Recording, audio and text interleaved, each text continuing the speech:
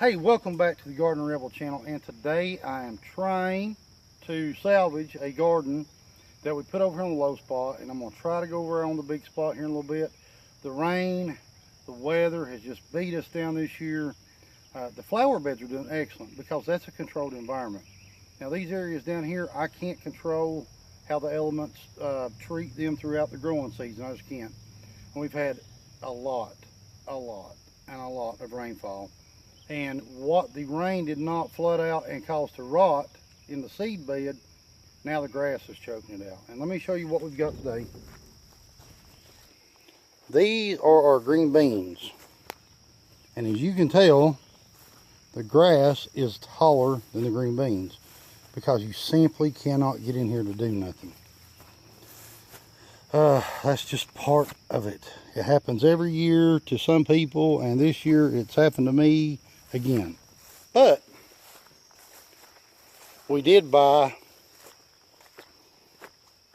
a little earthquake tiller just for this, and this will be used next year in smaller beds. Now, I never was a big fan of these guys because I always figured it was a lazy way of keeping your garden up. As in previous videos I have stated, I am now lazy. And sit you down right there. Let me find you a good spot first. So, I've got my old t-shirt on, I've got my old ball cap on, my old shorts, I'm ready to get muddy. It looks like we're going to wind up getting muddy today because this is still wet. Now, I'm not going to bore you with the whole process of me trying to clean this place up, but I will check in with you periodically, and we'll talk about some things that we've got growing up in the controlled environment here in a little bit. So hang around and I'll get right back to you.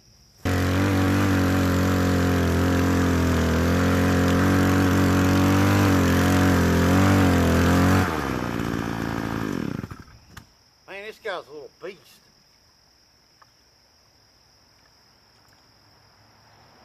Looking good. Then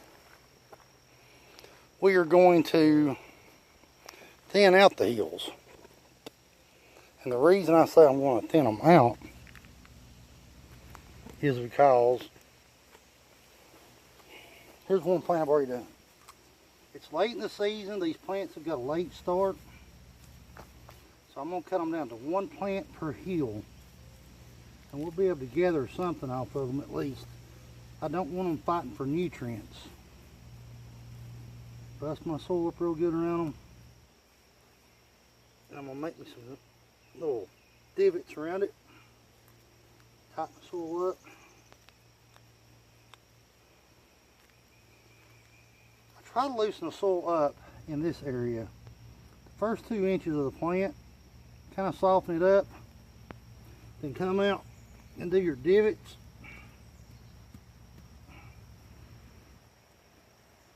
It just seems like the roots expand a little bit better when the soil's loose, and that's where they're needing some roots at right now.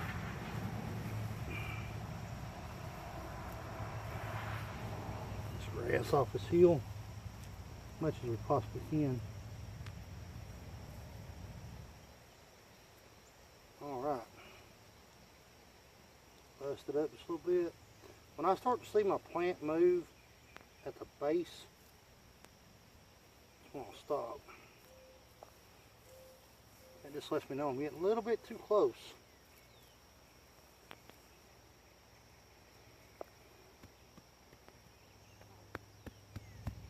Alright.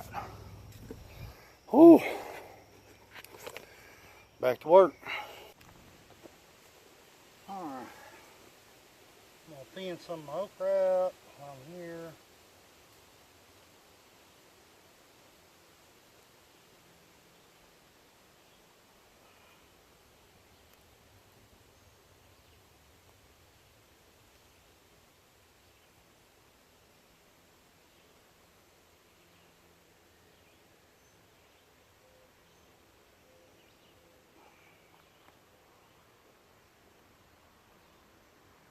Stick it right here.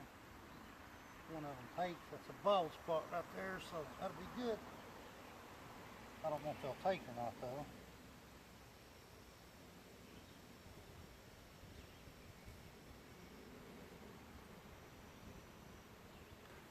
I'm pulling out my okra, I kind of look for deformities like this. You'll see an offshoot.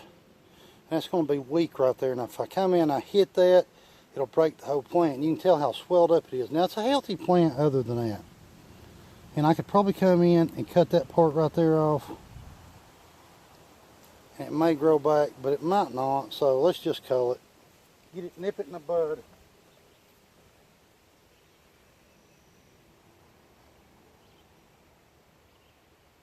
A lot of late seeds coming up. That's not a bad thing if they were spaced out, but they're not.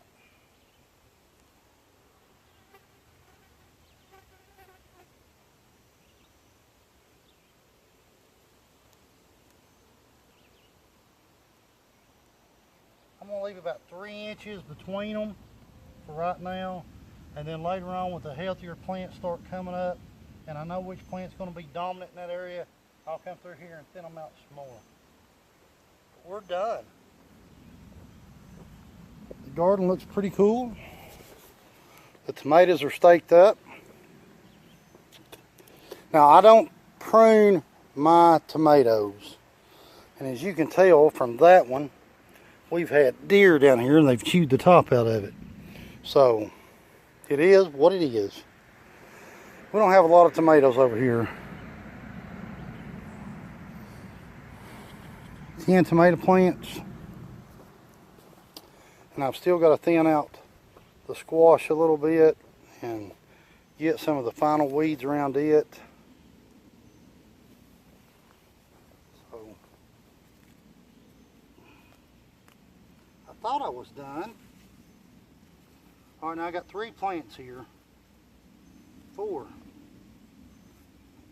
Close your eyes. I'm about to do something you won't like.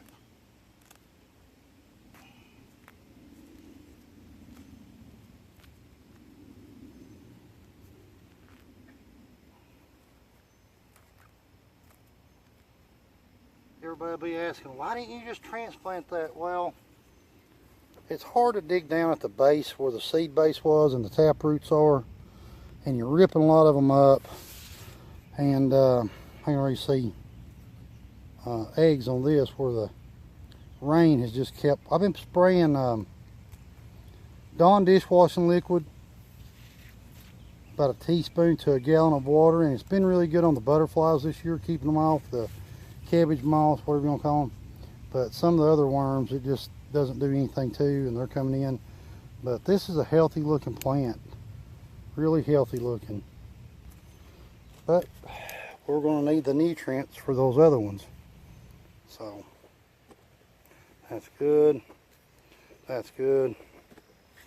Now let me check and see what we've got under here. A lot of people think, oh, I've got 50 plants growing. That'll be great.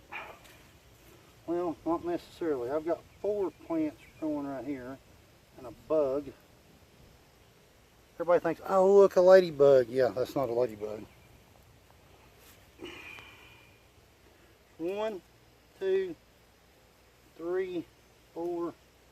4 in here, so let's say, there we go. We'll take that one out. It was already starting to form blooms, but I just couldn't get over here to cull them out. And that'll give the other plants in that area more nutrients.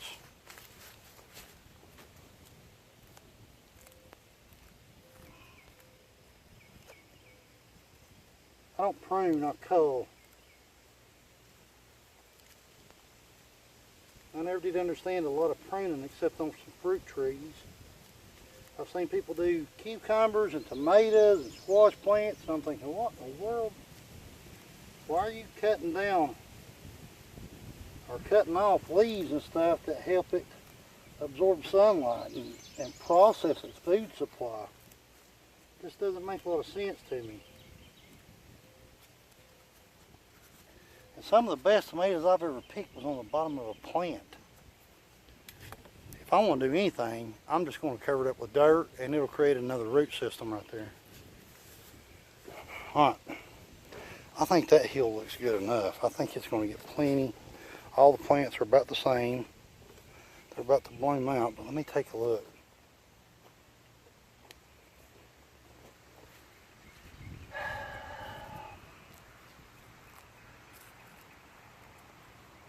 You know,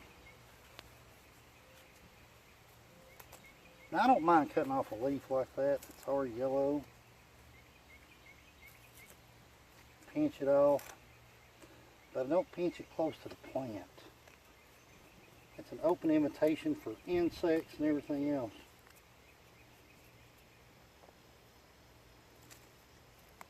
Nasty grass, nasty grass. All right.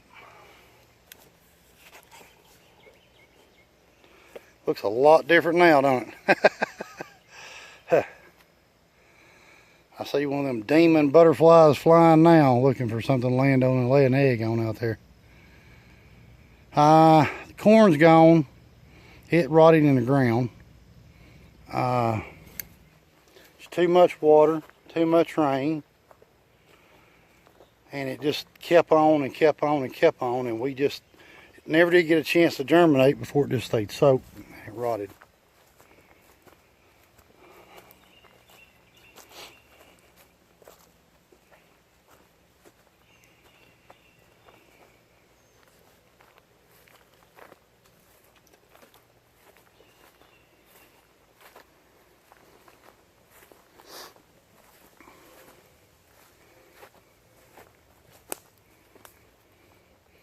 There that joker is.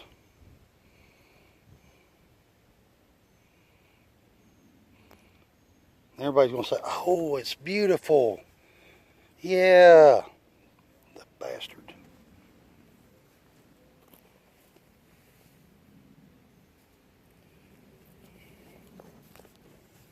They're death to a garden. Yeah, the potatoes are looking really well, though. But I didn't get a chance to come out and heal them up, so I don't know what we're going to have. We ran the big tiller through these guys. And we'll see. This is the row, remember, that we used the green sand in. This row, we did not. And I really can't tell a big difference right now. Not $60 worth.